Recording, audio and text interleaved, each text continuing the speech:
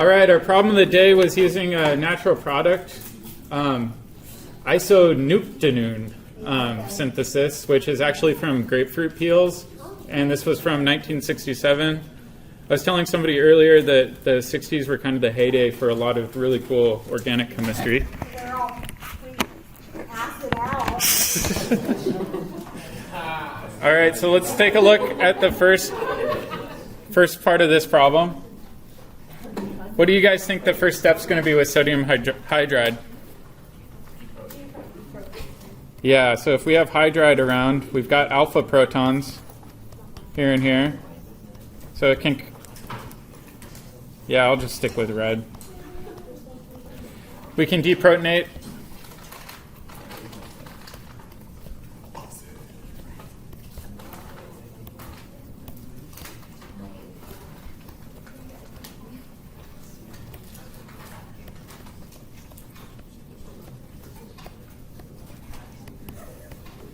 So we end up with our enolate.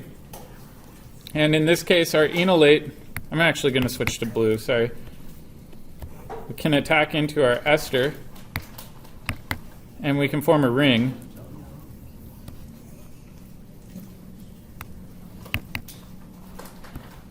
Does anybody remember what this is called, this reaction? A Dieckmann cyclization.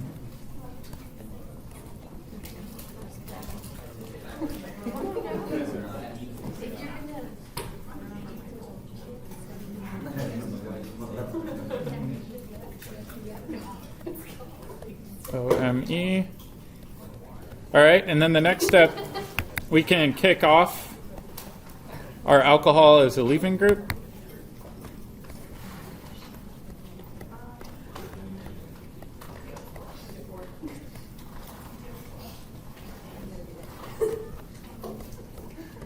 And we get back to our ketone. All right, so this is our intermediate shown in the center. And now we're going to react this with sodium methoxide. And we still have an alpha proton, right? And in this case, this alpha proton's between two carbonyls. It's very, very acidic. So we don't need a super strong base. But methoxide was chosen because of the ester, right? If we use sodium hydroxide, we would saponify off that ester. Oh, I was going to ask you that. So we use the O-methyl or O-ethyl if you have an ester around. Okay. Yeah, you want to make sure that your alkoxide is the same as your ester group. So in this case, if you've got a methyl ester, you want to make sure you're using methoxide. Okay. All right.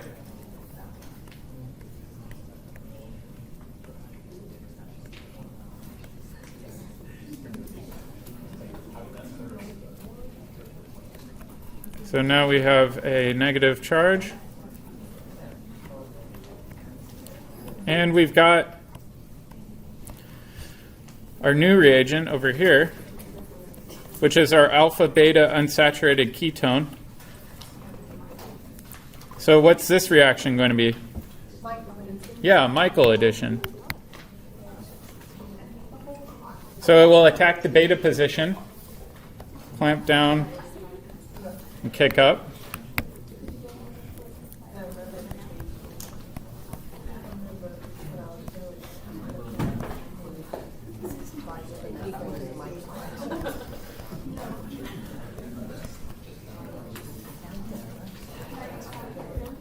All right, let's make sure everyone can hear. There's a lot of side conversations.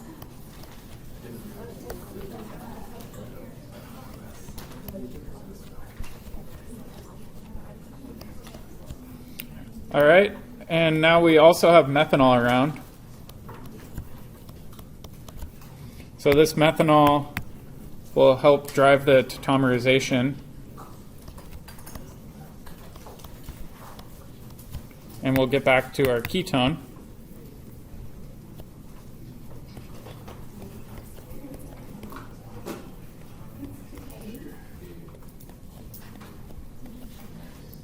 Oop. Oh my goodness.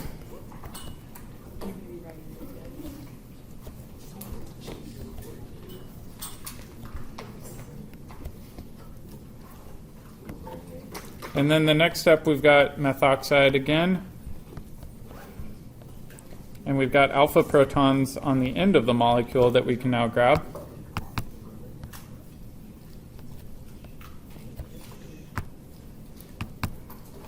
Why am I not grabbing alpha protons somewhere else on the molecule? Exactly. What did you say? Because you want your double bond to end up at a specific spot on your final product. So we have our enolate over here. And the cool thing with this is we've got 1, 2, 3, 4, 5, 6. So that carbonyl is 6 carbons away, which is perfect. And this is an example of our Robinson annulation.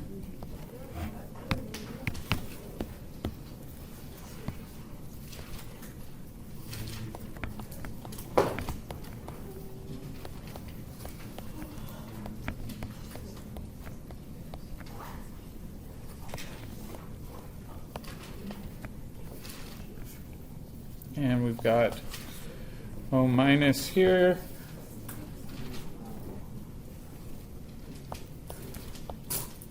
I think you have another methyl coming off somewhere on your 4 positions.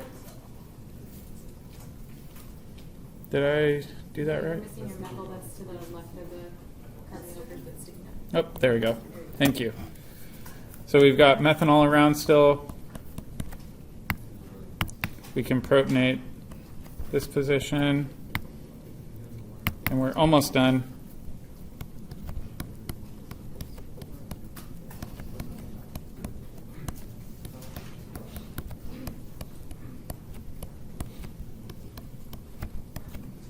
Now we've got one last step to get to our product, and this is with sodium methoxide, where we can grab an alpha proton, clamp down, and then kick off our leaving group. So it's a pretty steppy reaction, but it involves a Dieckmann cyclization followed by a Robinson annulation. It's pretty darn impressive when you think about the retrosynthetic analysis for these molecules to plan that far out. It's kind of like thinking about the world's best chess players and wondering how they plan 30 moves ahead or whatever they do. It's probably not 30 moves, but it's very impressive either way. At least 32. At least 32? All right. So what I've given you guys for chapter 22 is a summary of reactions. There are a lot of different reactions here. I would hang on to this sheet, make sure that you can master them all. Did you guys want to do a synthesis review, or do you guys want to jump straight into the practice problems? What practice problems? What are you talking about? The synthesis activity? The synthesis activity. Would you rather jump straight into the synthesis activity or kind of rehash some of these problems a little bit? I know, rehash. Rehash. All right, how about this? If you do want to do the synthesis problems, you're welcome to tune me out and work on them. If you do want to continue watching, you can continue watching, and then I'll go through the summary of reactions kind of in a little bit more detail for synthesis. All right.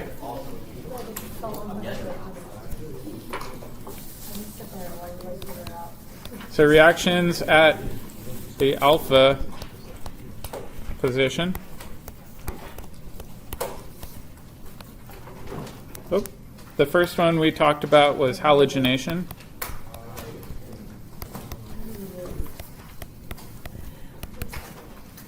And we can go from a methyl ketone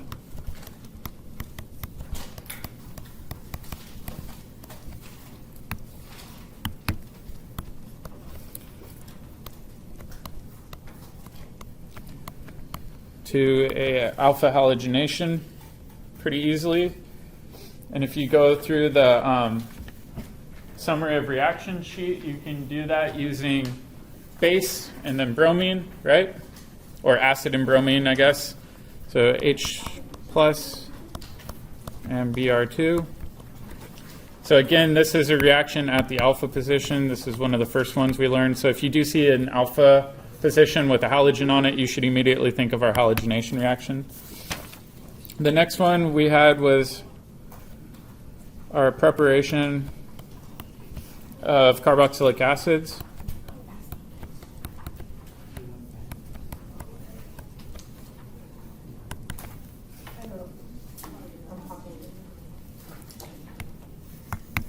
And again, we can go from a methyl ketone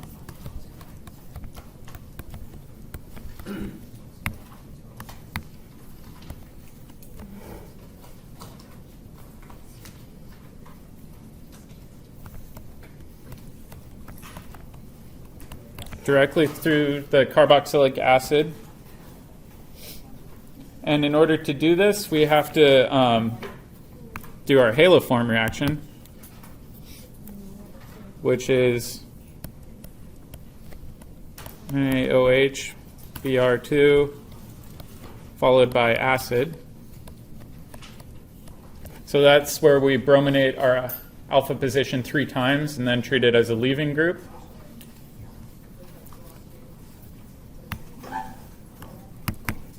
And this is the haloform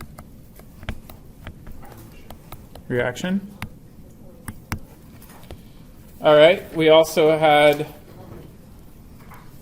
one where we can go from carboxylic acid to a substituted acid.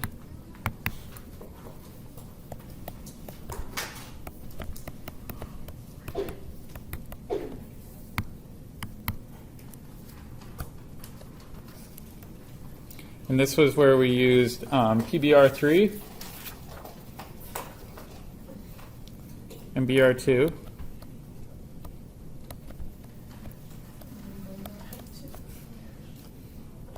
And then we treat it with water. And this was an example of our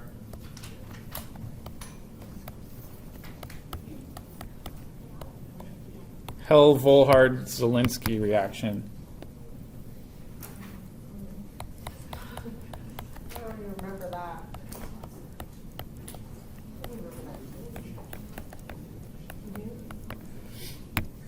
And so if we look at all of these, they're all reactions at the alpha position.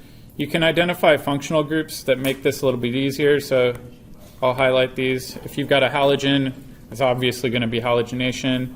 If you have a carboxylic acid, it's probably going to be the result of a haloform reaction, assuming it's a methyl ketone that's the starting material. And then in the next one, we've got a new functional group where we have our bromine coming off the alpha position of a carboxylic acid. All right, we also had one last one for preparing carboxylic acids, but this one's from an alkyl halide.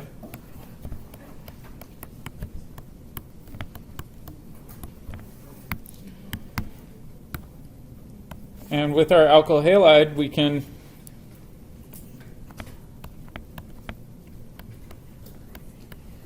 go straight to our carboxylic acid. And specifically, we need our malonic ester, right?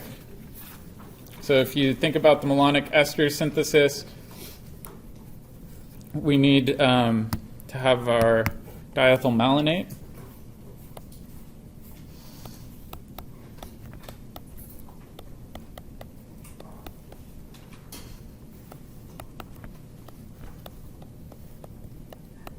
And the order of the reaction is pretty important. So in this case, I'm just going to show the enolate.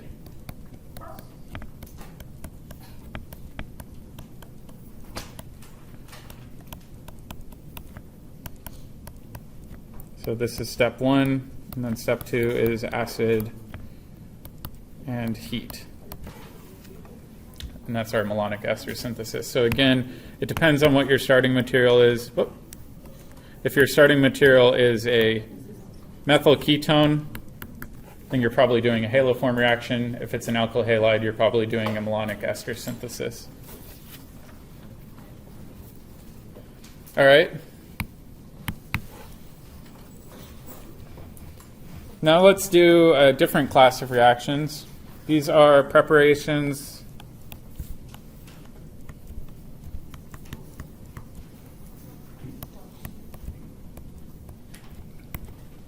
beta substituted. Am I spelling this right? Yeah. Ketones or aldehydes.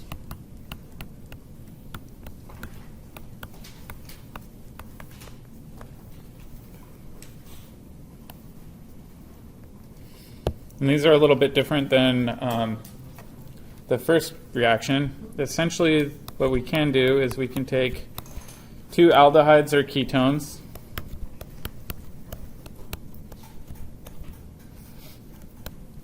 and we can treat this with sodium hydroxide and H2O.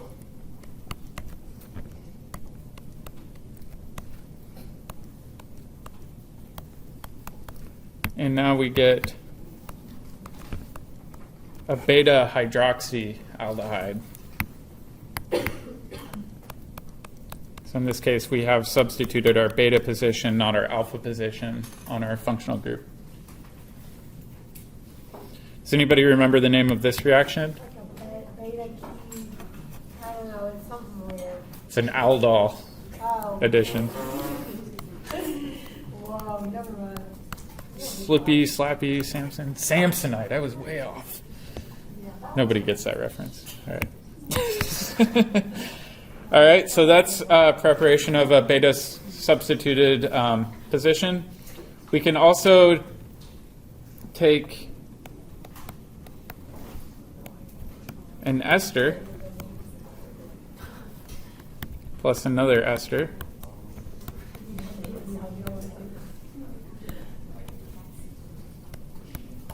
Treat this with sodium ethoxide and acid.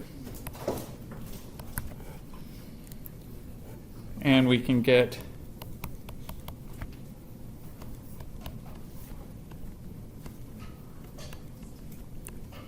our beta keto ester. That's what I was talking about. See? And this is a Claisen condensation.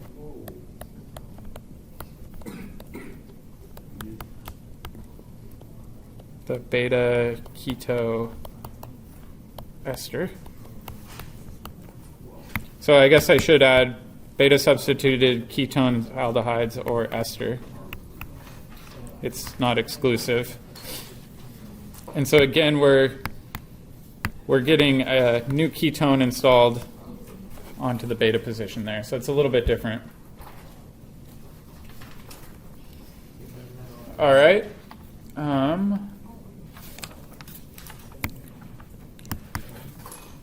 Now let's go to preparation of alpha beta unsaturated ketones or What about aldehydes. the mixed Claisen condensation? It's the same idea as an aldol condensation or aldol addition. It's just you have two different aldehydes instead of one. Okay.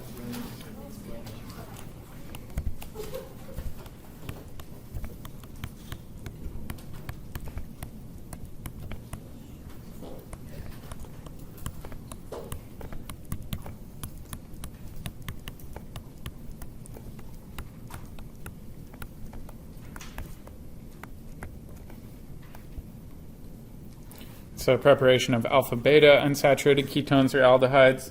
It's the same idea as the aldol. But what do we do that goes beyond an aldol?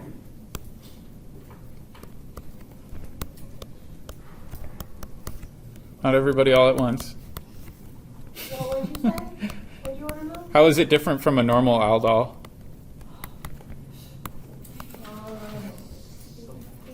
So you get two, you can get two. Oh, yeah, to make the conjugated. Yep, but how do we get rid of that alcohol group? How do we go past the addition product all the way to our alpha beta unsaturated? Take it off. Pop it off. Yeah, but how do we pop it off? By grabbing a Heat. Oh. So in this case, it's very similar to the aldol, but it's an aldol condensation.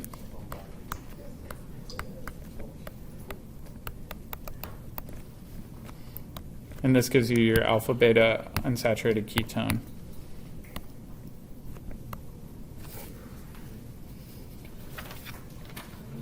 All right, there were some other main reactions, typically involving alkylations, but these were our newest reactions. Do you guys want me to cover the alkylations on here? Sure. Okay. What is it? Alpha condensation?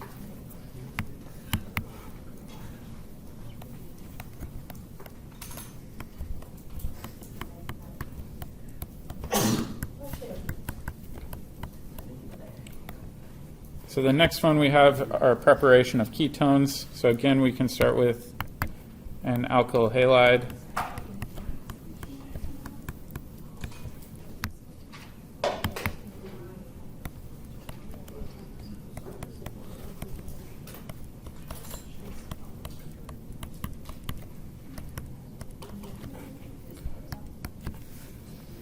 And then we can do our, I always mess up the name for this one, the acetoacetic ester synthesis. I always feel like I'm stuttering when I'm saying that. And then you can treat this with acid and heat. And when you do this, you can now get a new methyl ketone. Actually, let me even change this to say methyl ketones.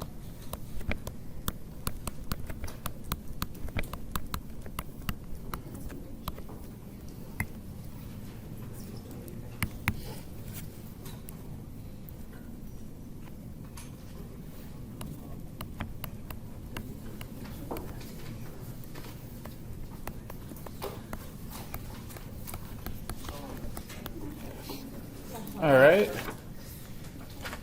Sorry, I'm getting out of order on my notes, on my page here. And then we've got alpha alkylation.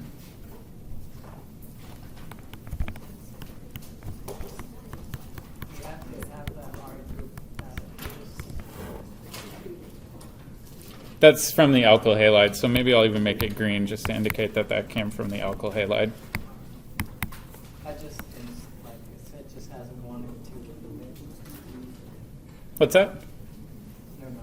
Okay. You don't have it like over here. I think you have it labeled like 1, and then 2 you have the RX. Oh, in this case, I'm just showing the enolate directly, so I kind of skipped formation of our enolate. All right, the next one that was big was our alpha alkylation, where we had 2 different routes. One was with LDA, where we form our kinetic product. Then we treat it with RX, our alkyl halide.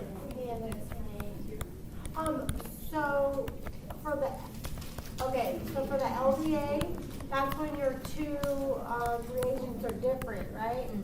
Your 2 starting materials are different. I'm sure that's what I read in the book. So LDA is very, very bulky, which means it'll grab your more accessible proton, which on the top reaction would be on the left side, right? Those left alpha protons are more available, which means your enolate's going to form on that side. Then you're going to get an R group over here, versus sodium hydride will form your thermodynamic enolate. So you can control your alpha alkylation using your correct base. And this will work with ketones, aldehydes, or esters. Do we use that again? Because that's not what I read in the book about LDA, unless we used it with something else. Because they were having you pick the starting materials, and they said that if you use LDA, that it's because your 2, I don't know what you call them, your 2 things are different.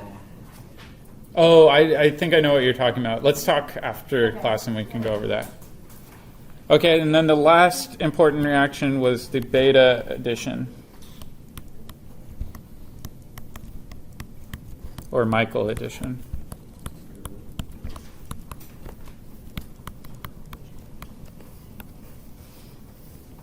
And that is where you have an alpha beta unsaturated ketone or aldehyde.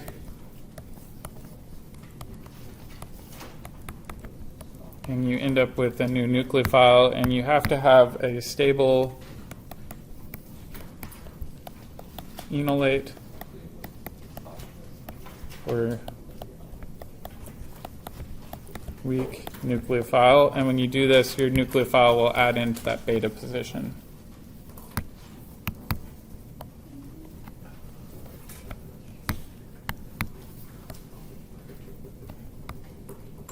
All right, so those were our main classes of reactions. The Diekmann cyclization and Robinson annulation used chemistry that was covered in all of these reactions.